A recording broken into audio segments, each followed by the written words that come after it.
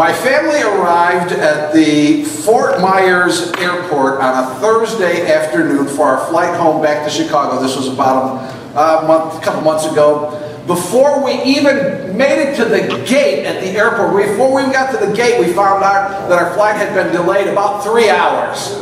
Man, that's a drag, right? You've been there before. Now you sit at the terminal and hopefully you got us a book or a Kindle or something and you wait. The delay ended up lasting even longer than that initial estimate, but finally the jet that we were going to take to Chicago arrived from somewhere in Texas. So then the passengers get off of that, they unload, and then we begin our seating process.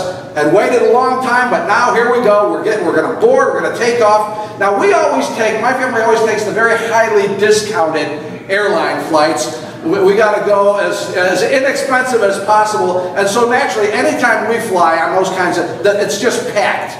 You know what I'm talking about? Every single seat is, some seats have 2 and 3 people with peacocks. And just, every seat, if you've been through this process, you know, if you've flown before, it takes a while for everybody to get on board this thing and get all their stuff, you know, shoved into the overhead bins and all, put the babies up there and get seated and buckle in. It's not a 5 or 10 minute process, right? This takes a little while. So finally, after all these delays, we finally get on, everybody's seated, buckled up, ready to go. And then we sat there, we weren't moving, just sitting there in the plane. Sat there. Then we hear this on the speaker system. This is your captain speaking. We have an oil leak in one of our engines.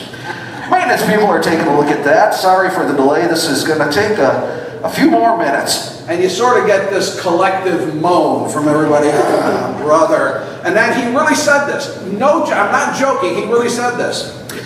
Yeah, I've seen quite a few of these kinds of problems before. I'll be honest with you. This is probably the worst one I've ever seen.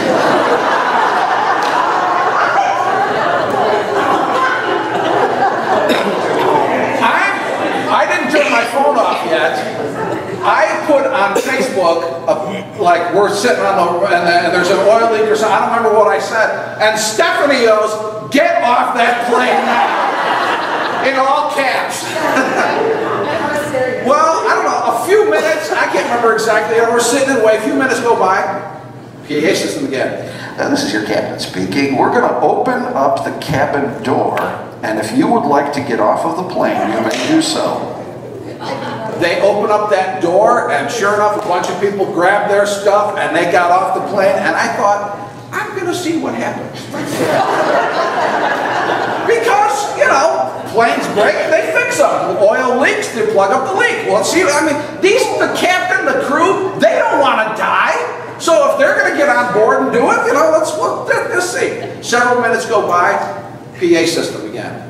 This is your captain speaking. Folks, very sorry for this inconvenience, but it has been determined that the issue with the engine is too serious. We will not be able to take this plane to Chicago again.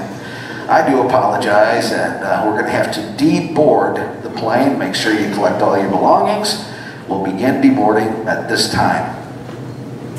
So, this packed plane, everybody's getting up, and we got to reverse that process that we just went through, getting everybody on. Now everybody's got to get off. It's a long story. There's more to it. Trying to get connecting flights that includes a lost ID card, a night at a nearby hotel. It involves a ninja fight with a bunch of villainous bad guys that fortunately I took care of them. But the next day we actually did get on board a working plane. They found a couple of working planes there at the airport, and we made it home.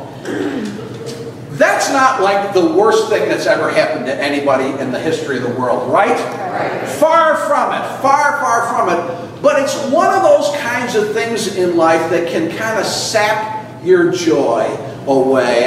It's the kind of thing, if you're experiencing the joy of the Lord, it's those kinds of events sometimes that can kind of block our joy, prevent our joy. That's what we're going to talk about this morning. We're talking about what God wants us to be. Be this, be that. All through the Bible, be this. Well, one of the things God wants us to be is joyful. Be joyful.